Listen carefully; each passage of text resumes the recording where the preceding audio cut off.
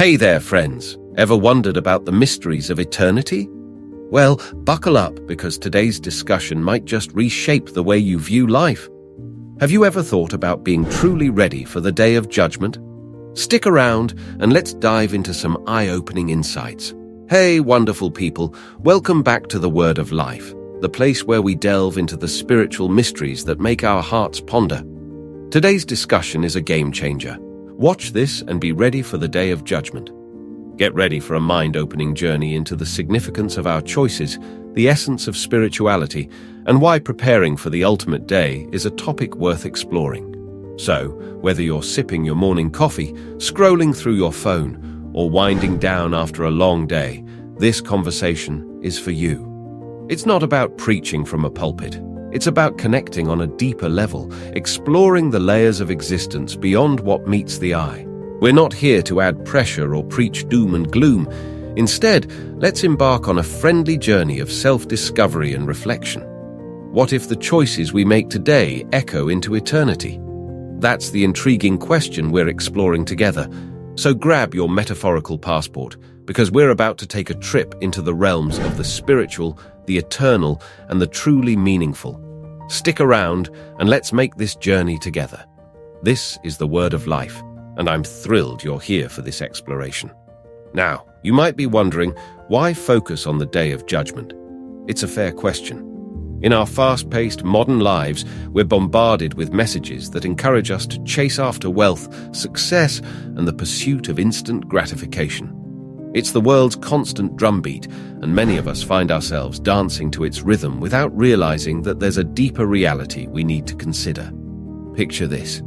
Our lives are like a fast-moving river, constantly pulling us downstream with the current of worldly desires.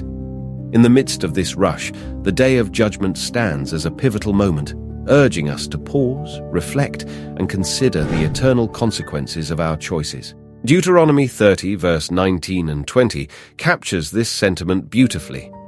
I call heaven and earth to record this day against you, that I have set before you life and death, blessing and cursing. Therefore choose life, that both thou and thy seed may live. It's not just a piece of ancient wisdom, it's a timeless call to action. A call to recognize the gravity of our decisions, not only for ourselves, but for the generations that will follow. Imagine standing at a crossroads with two paths before you, one leading to life and blessings, the other to death and curses.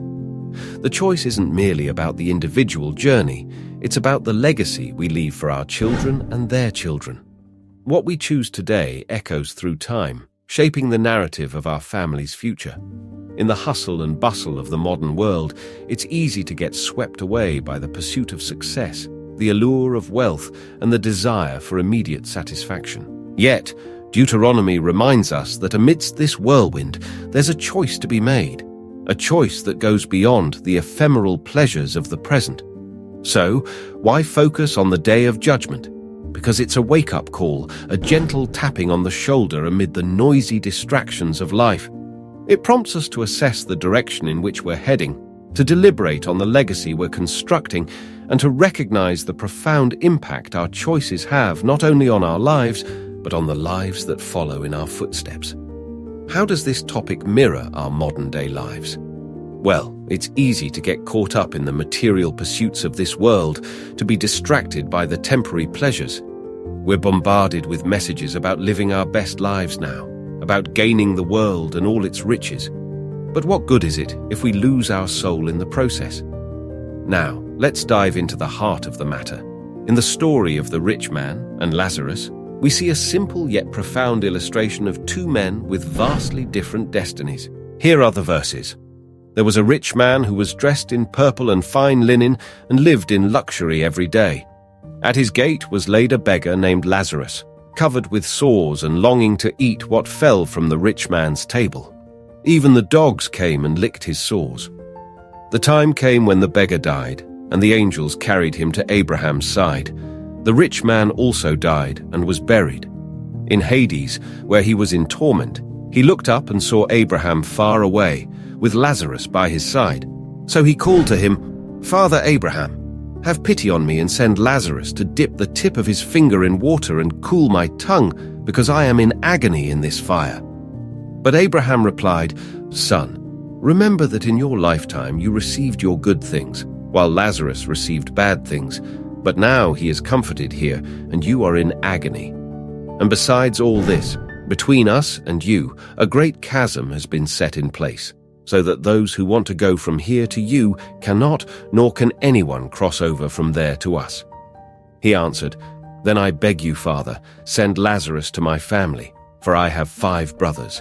Let him warn them, so that they will not also come to this place of torment." Abraham replied, "They have Moses and the prophets. Let them listen to them." "No, Father Abraham," he said, "but if someone from the dead goes to them, they will repent."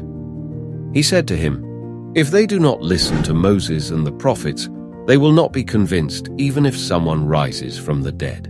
The rich man, accustomed to luxury in his earthly life, finds himself in agony in the afterlife, desperately longing for a drop of water. This isn't just a story. It's a down-to-earth reminder that our choices on earth have enduring consequences. Consider the rich man surrounded by earthly abundance. When confronted with the reality beyond life's final chapter, his wealth couldn't offer solace. It didn't buy him comfort or relief. It couldn't ease the torment he faced. The story prompts us to ponder the limitations of material wealth when it comes to matters that transcend our temporal existence. So, how does this ancient tale resonate with us today? It's about drawing parallels between the rich man's pursuit of earthly pleasures and our modern fixation on success and pleasure. In a world that bombards us with messages of instant gratification and the pursuit of wealth, the rich man and Lazarus narrative becomes a humble reminder to reassess our priorities. Now, let's shift our focus to how we can relate to this topic.